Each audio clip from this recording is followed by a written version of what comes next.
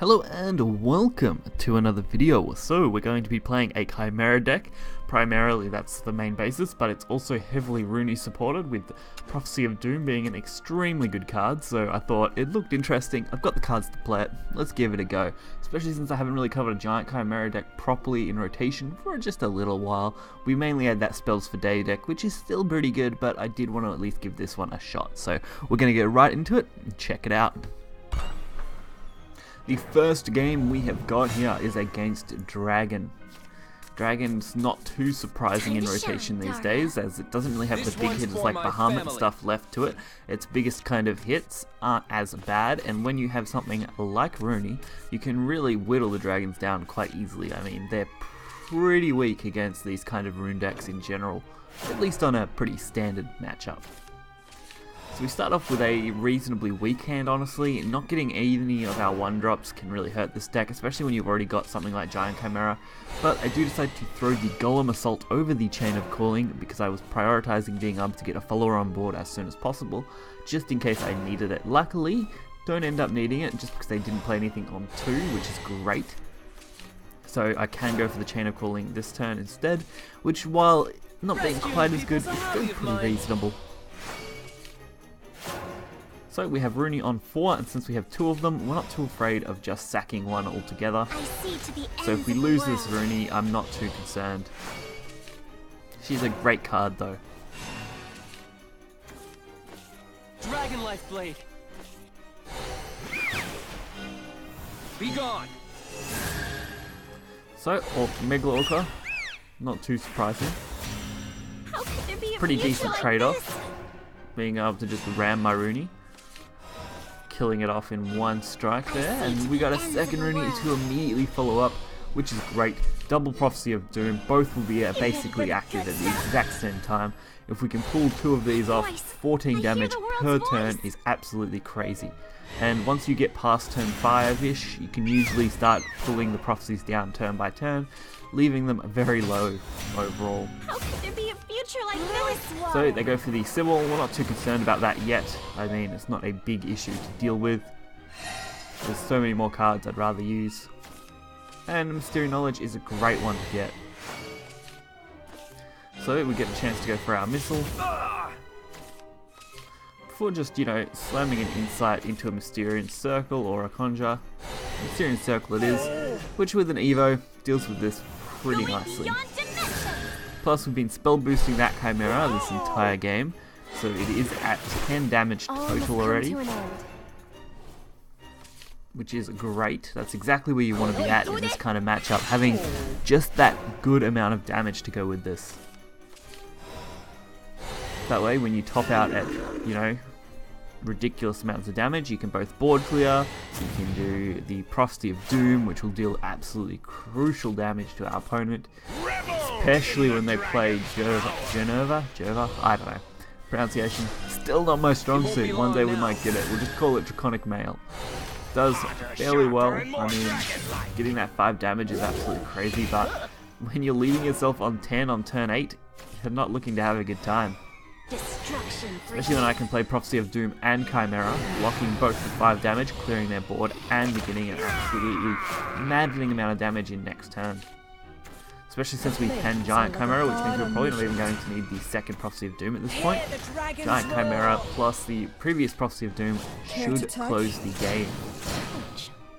The only real risk would have been if they could absolutely decimate my board, which just doesn't seem like it's going to happen. If they could have got a good source of damage off instead of this PDK, they might have stood a chance.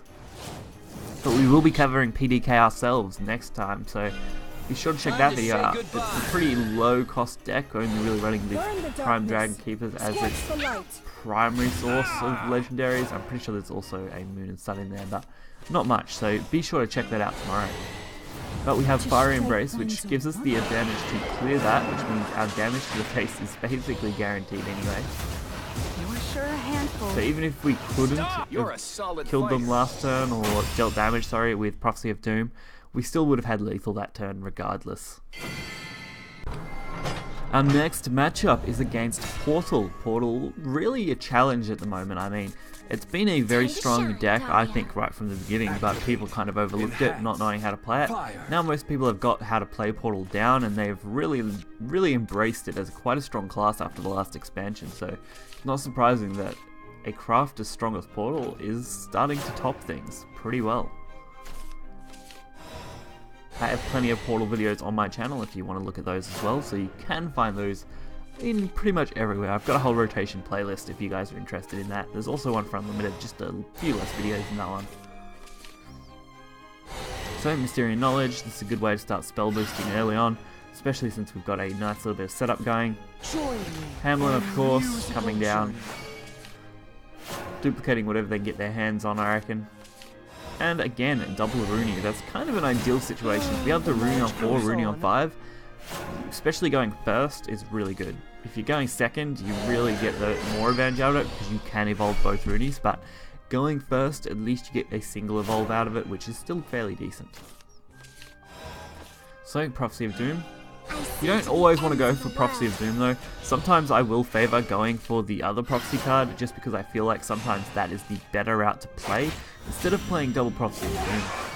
Just depending on what kind of value I have in my hand already. So they're really pushing all these puppets as much as they can to clear this. Which is good because it means I can pretty much go for my own puppets and not have to worry. Of course, we finally get the Nova Flare, which is going to be crucial at killing off this kind of hybrid Portal deck. You ready for the good stuff? And we're looking at a massive spell boost turn, spell boosting 6 cards in our hand. 6 cards? Yeah, 6 cards. Can I count? 1, 2, 3 maybe? No? Alright, 4/4. That's pretty good. Bear Puppeteer. Not too surprising. Looks like they're forcing that puppet out. Mainly just to free up hand space, I'd say. So, can I experiment on you? How could there be a future It's pretty like normal. this? If you're playing puppets and you've got too many, you really do want to free up a hand slot at least, which is good. So we don't really get exactly what I wanted, but being able to just Nova this is completely fine as well. I would have preferred to have got the other Mysteria card, just because it would have been a little bit better. Now I've got to deal with these. So I would have loved to have played Golem Assault. Unfortunately, our hand would have been way too stacked at that point, and not being able to use the full Golem Assault really would have put me on edge. So I decided to go this route instead and just get as much spell boost as I could this turn to hopefully have something to go off next turn. Unfortunately, it's not going to be Prophecy of Doom because we are 1 short on that, but we do get to at least get our Flame Destroyers, which is going to be an absolutely massive chunk of damage. Break them, Victoria! Victoria. Definitely a card that always piques my interest. Victoria has a pretty decent value to it when you play it out. Being able to attack first, especially with double attack on the Evo. So we get Consecration, which is a great draw. Especially with Magic Missile. Clears this Victoria out nicely. While having a perfect amount of setup to get these Flame Destroyers out. So we get both Flame Destroyers out. Prophecy of Doom is now at 6, which means Wind Blast and Prophecy are pretty decent plays. Or just double Prophecy, honestly, because we can just drop them both. So even if we lose all these, double Prophecy of Doom would finish this game pretty much in the next turn.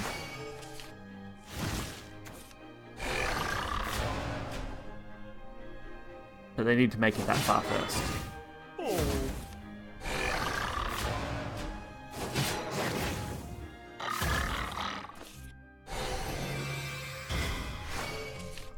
So our opponent really trying to survive as best they could. I mean, we're still left with the 7, which means, you know, we can pretty easily do whatever we want here.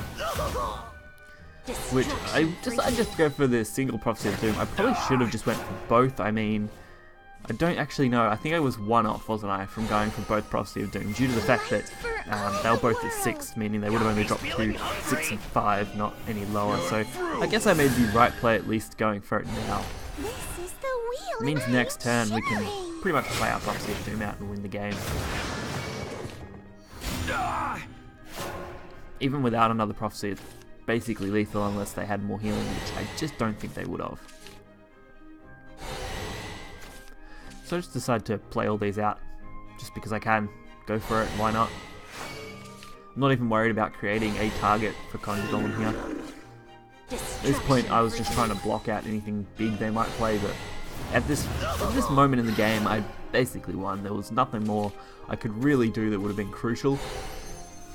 Darkness on this There was no way for them to really outplay this. I mean, 14 damage to the face against a portal player, they're not going to heal out of range of that in a hurry, so pretty good game. Nice, solid. So I hope you guys did enjoy this video. This deck isn't too bad at all, and I mean, it runs a few legendaries, but nothing too crazy. Cards that most people would probably have at this point. Maybe not Runie, just because unless you're a Rune player, you probably don't have that, but everything else is pretty good. If you were looking to replace anything in this deck, the best you could probably do is replace the Moon and Sun, honestly. Don't know what you'd want to replace it with, because, you know, you're already running pretty much 3 of every card here, and there's not much I'd probably change it for, but it's definitely an option. So if you did enjoy this video, do hit that like button and subscribe. As always, you will find the deck list in the description below, and I will catch you guys next time. See ya.